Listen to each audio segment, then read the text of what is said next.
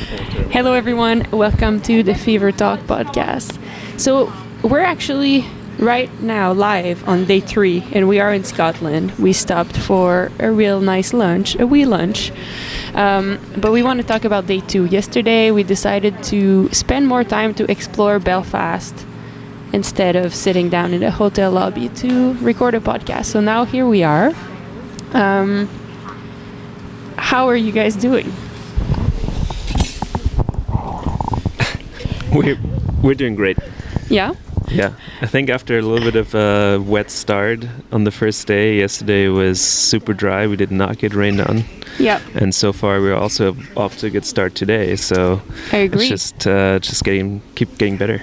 So yesterday we rode through Northern Ireland and we started the day in Newry and we rode 118 kilometers to Belfast. We started the day in the Mourne Mountains, which were beautiful, and then and then we went through some forests and then some country roads. I thought it was quieter than the first day, generally, and then we finished the day heading down to, we did ride on the coast a little bit and then into Belfast. So we'll talk about the actual day, but first I realized that on the first episode I regretted not talking about something. So we introduced very briefly, without the mention they deserve, we introduced you to Caitlin and Franz. But now that you know who they are, I wanted to talk about how you decided to come on this trip, because I think it's something cool that we can all learn from. Like, just to put everyone in context, 10 days ago maybe, we went to Vermont with these guys and we talked to them about our trip, and we said, I know it sounds random, but do you want to come? And to be honest, I expected a no. I never... Something was not going to work. You know? That. It's like... It was pretty clear that something was not going to work. Like, it's point to point. It's in Europe. We have very strict dates. There's room, like tonight, the hotel we're staying in, there's only one hotel in the whole town, and probably in the 100-kilometer around, and so all the odds were against it. Yeah, there was. But somehow you decided to come, and I would like to hear the why. What made you decide to come? I think it's just I think we can all learn from what you did. And let's just start. Why did you decide to come in the end? When you talked about going bikepacking from Dublin to Edinburgh, it sounded like a once-in-a-lifetime opportunity. So I really wanted to make it happen against all odds. Mm-hmm. I think it's cool because it's one of those situations where logic tells you no, and it's easy to just say no, but you somehow decided to take the opportunity. And I remember you said, there's all these reasons why we should not, but at the same time, it couldn't be a better timing. So, if not now, then we'll never do it, right? Yeah, I think the timing, as Caitlin said, was really good too. We just had moved from the West Coast to the East Coast, and so things had been a little bit hectic, and Caitlin had all these races planned this year, but then got injured, and so we couldn't. And so we kind of were still looking for this summer trip. Yeah. And we also know that when we go with you guys, you're usually pretty dialed. So there's a route, there's accommodations, there's a plan in place. So it's sometimes easy just to tag along. So we decided to just go for it. Yeah. I love it. And about that, I think I love it because I'm taking note, Sometimes, it's worth it. But then, maybe it's not worth it. Let's talk about, is it fun? First I want to know, was it your first bikepacking trip? First time going point to point on a bike on multiple days? I used to do my dad as a kid a little bit, but that's a really long time ago. But for us, I would say it's we usually have a home base and then do bike trips from there. But point to points, we haven't done it. I've never gone bikepacking. I've done one point-to-point ride, the coast ride from San Francisco to Santa Barbara, but there's a caravan that carries the stuff for you. So for me, it's the first time, and I actually had planned on doing a trip earlier this summer in Colorado and then got injured and couldn't go on the trip, and that was like, I was pretty bummed to miss it. So when there was another opportunity for a trip that was already planned, even though there was a lot of things we had to figure out, I was really happy to jump on it. Did you have, both of you, like, what were your expectations of bikepacking? And how does it compare to what it actually is? I think the way you sold us the trip by having a final destination where at the end of the day you can take a shower and sleep in an actual bed and don't have to schlep your sleeping bag and tent around, I think that was a big game changer. So then you really just carry what you need for the day, and since we only bike for 4 days, we have a spare set of clothes in there, and that's pretty much it. So I think so far it's been working out pretty easily. The bikes are not too heavy. And even with the rain and a good rain jacket, you're pretty much okay. What about you? I mean, as far as riding, I figured it would be long days, but it's also just nice because you're going at a relaxed pace and feels like you can pedal all day that way, and I really enjoy that, like not feeling rushed or stressed about getting somewhere, just being out there and really taking it all in. I'm really enjoying that part. I guess the expectation part was hard because I wasn't exactly sure what I should pack, and it's always a hard question. I like to bring a lot of stuff with me usually, but really had to narrow that down and did a pretty good job so far, I think. Yeah. How about you guys? Yeah. I mean, we haven't done that much bikepacking either, you know? We've done a little trip at home, and last year we did that race in Iceland, which was point to point to point, but there was also a car carrying most of our things.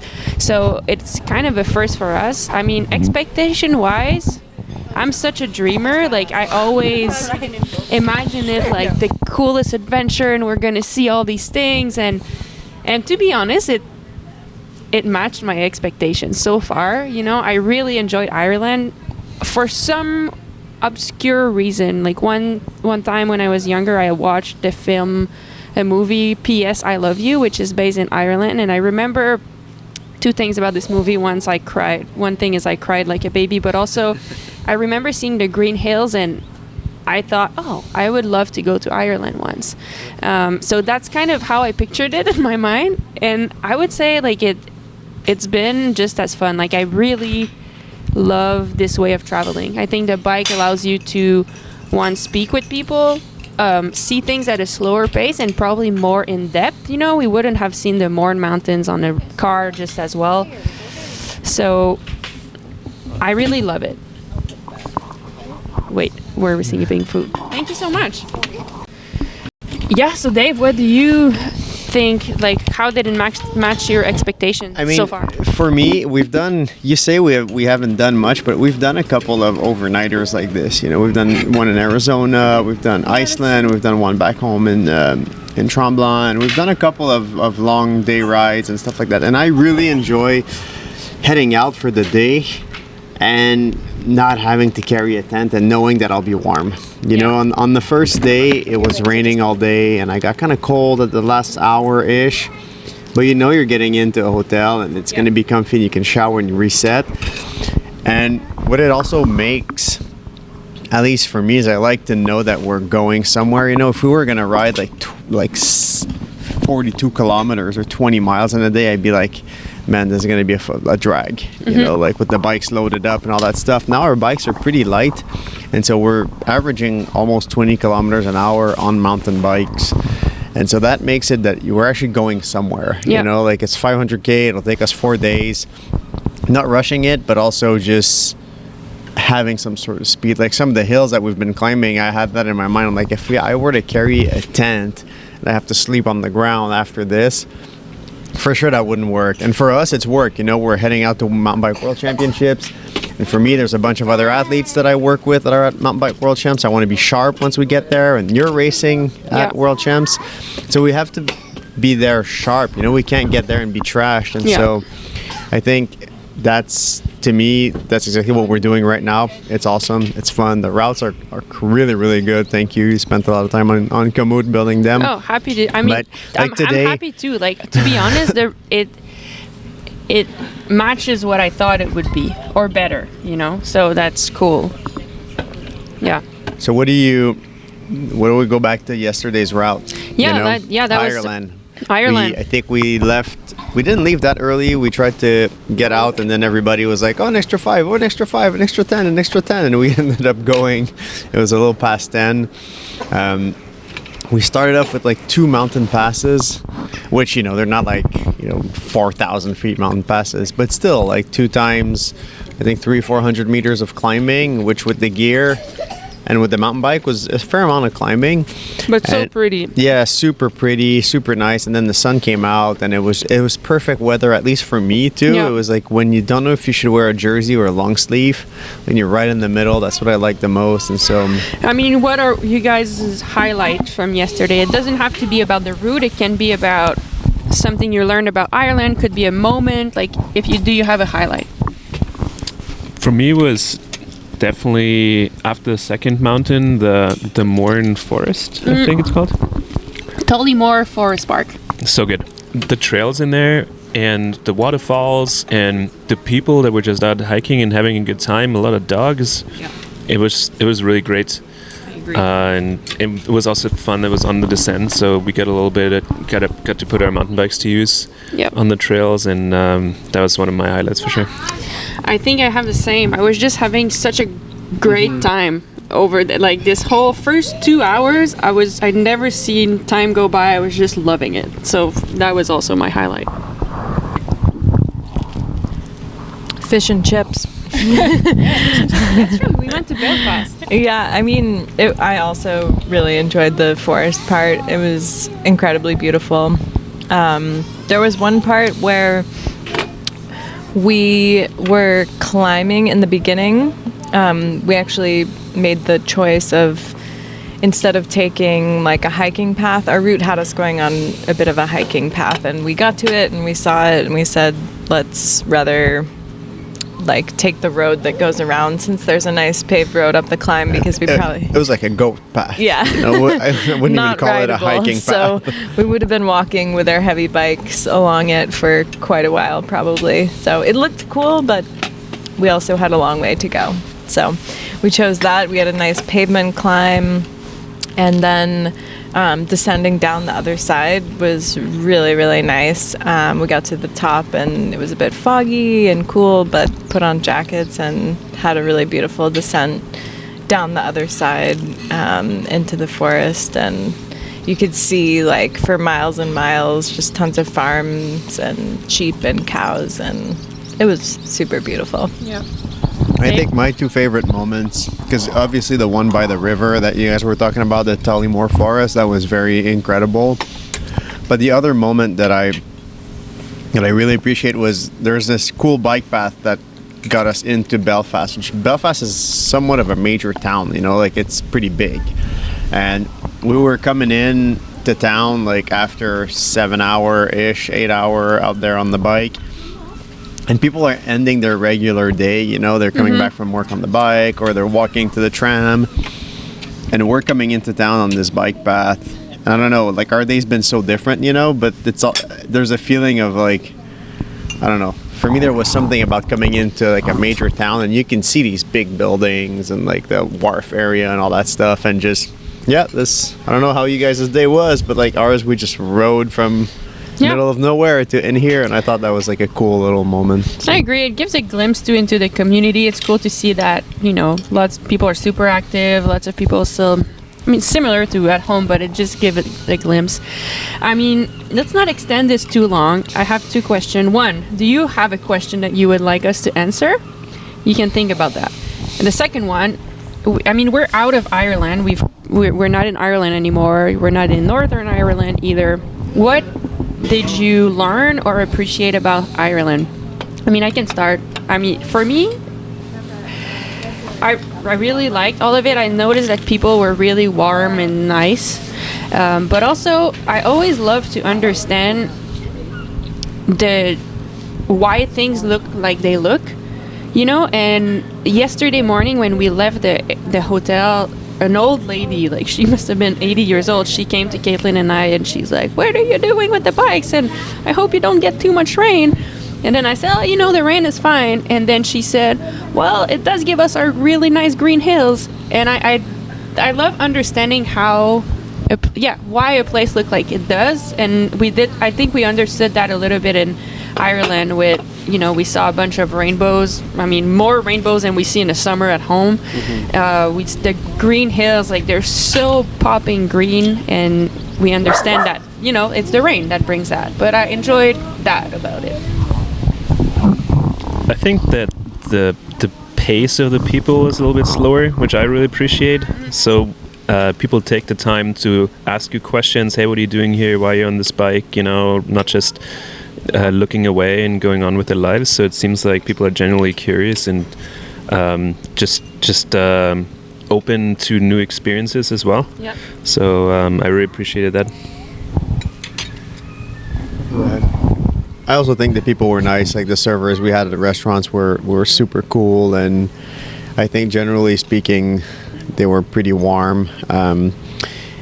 I thought Belfast was, maybe I have like a bunch of Irish movies in my head, you know, where like it's a little bit more trashy, kind of rough, and that I didn't feel that at all. Like as we were walking, and even our neighbors, Gilles, Marie-José, if you're watching, they said, oh, somebody was robbed in Belfast, or somebody was like at gunpoint or something like that. Be careful, and I felt so safe. You know, we went into these two little pubs too, and everybody was super nice, and so the people were just great in Ireland. So yeah, I mean, it's definitely you hear about the pub scene and the pubs, and it's definitely a big part of the culture and seems super fun. Like, we weren't actually like drinking a lot or staying out late, but it was cool to walk around when we got to Belfast. We got there in time to have a shower and then go out for a walk and find a place for dinner, and we stopped at a few pubs on the way, and it was a Tuesday night, I think, and they were super lively. There was live music going on, and people were out having pints and having a good time with their friends. A lot of people brought their dogs and sat in these like open beer garden kind of areas, and I really enjoyed that. Yeah, you're right. People love their beer. There's the guy at the hotel who told us, we asked him, he's from away and he moved to Belfast because the school is free in Ireland, which I didn't know. And he said, we asked if he liked his new life in Belfast, and he said, well, if I like it, I don't know, but when I'm drunk, I really love it. So he said, I think it's true. Like, it's really part of the culture. People do love their alcohol. I think also something that I realized yesterday, I had no idea, but we tried to find a restaurant, and on that main drag that we were walking, did you guys notice every restaurant had its own pub? Yeah. There was like a pub part of it, and then next door was the same ownership, same branding. That was the restaurant part, and most of the restaurants were fairly empty, and the pubs were just jamming. But you would never see that at home. You know, it'd be like one little area, like the bar area maybe is a little bit more active, but there it's like a full-on different, you know, entity. But it's the same entity, but different rooms completely. Yeah. I mean, would you go back to Ireland? I loved it. I would like to go back and maybe experience it, more of it, because we did like a little part. I'd love to see like the I think the south has like big cliffs and stuff that I would love to see, but I enjoyed it. Did you? Anecdotally, Ireland was my first ever flight as a kid. Oh. And so I did see part of the south of Ireland, and I really enjoyed it. Yeah. It's definitely the rolling green hills, and as you say, the cliffs. Like, if you plan another trip, definitely let us know. Yeah, I will. All right. Anyone else has something they want to say about yesterday? Do you have a question? Oh, I didn't think of a question yet, but I would just say that it was definitely like top 5 all-time bike rides for me. Oh, I love it. Nice. I mean, it was such a beautiful day, and the route was super cool, and just good vibes all day. I mean, thank you to Komoot. And by the way, this podcast is presented to you by the Hammerhead Karoo 2, which I mean, let's appreciate technology for a second. Insane. Like it guided us through 250 kilometers in Ireland through tiny little winding roads and path. Like you wouldn't imagine what these things tell us to turn on. You know, we mapped it on Komoot, put it on the Hammerhead, which has exactly the same maps. Yeah. And it tells you to turn left, and you're like, wait, no, that for sure that's someone's private path. And no, it actually links up to another bike path, and it's just crazy. It's so yeah. I can't believe it. Thank you, Hammerhead, and thank you to the Karoo too. But I agree with you, and you know what I really love, and I didn't say it when we talked about bike packing, but riding point to point, what a luxury! Like it's so fun. Yep. I wish I could do that at home more often, but I'll appreciate it while we're here. I'm not driving 100 miles to go and pick you up at the end of your one-way route. We had a friend. A short story. We had a friend, pro cyclist, that at the end of her career, she would do that. She would just ride one way and then catch a ride with anyone. She would put a thumb out and be like, "Who wants to bring me home?" So that was her way of refreshing her route. Did anyone else want to share something or ask a question? I think we're good. I mean, that was day 2. Wonderful day. Thank you, Ireland, for the warm welcome. We really appreciated our time there. And so far, I mean, we're 50K into Scotland, and I'm loving it too. So let's hear some of the snippets. There aren't that many, but a few. So tomorrow you'll hear about Mag's first Haggis experience that's sitting on her plate. It's so we have to do a debrief for sure. Yes, we will. All right. Thank you, everyone.